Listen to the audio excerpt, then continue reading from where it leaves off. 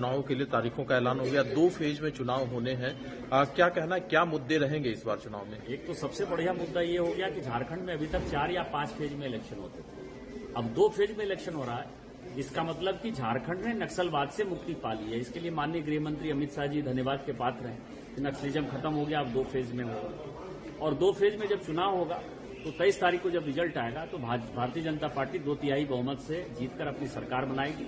और ये जो भ्रष्टाचारी सरकार है, आप समझिए कि ये कितनी है।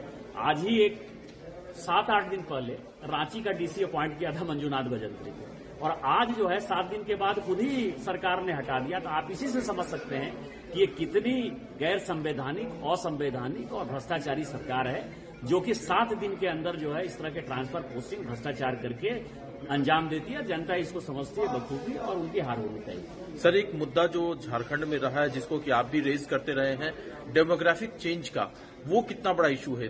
वो बहुत बड़ा इशू है।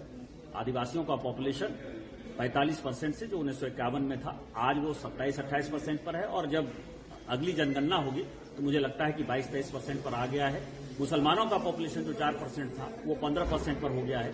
शायद वो 2%-3% और बढ़ जाएगा। पूरे देश में मुसलमान 4% बढ़े हैं। हमारे यहाँ मुसलमान जो है वो आप समझिए कि 15-16% के हिसाब से बढ़े हैं। ये सारे बांग्लादेशी घुसपैठिए हैं, बांग्लादेशी मुसलमान हैं। उनको भगाएंगे, एनआरसी लागू करेंगे और आदिवासियों की जो जमीन मुसलमानों ने ले ली है उसको वापस आदिवासियों। एनडीए में सीट शेयरिंग का फॉर्मूला जल्दी ही तय हो जाएगा, क्या ये उम्मीद की जा सकती है? ऑलरेडी तय हो गया है। एनडीए बहुत पुराना गठबंधन है। हम लोग 1995-96 से एक साथ चुनाव लड़े। चुनावों के लिए तारीखों का ऐलान हो गया, 2 फेज में चुनाव होने हैं।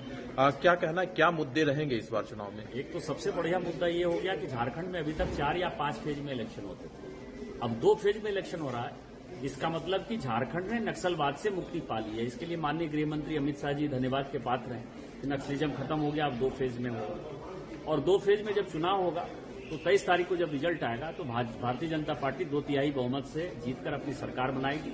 और ये जो भ्रष्टाचारी सरकार है, आप समझिए कि ये कितनी है।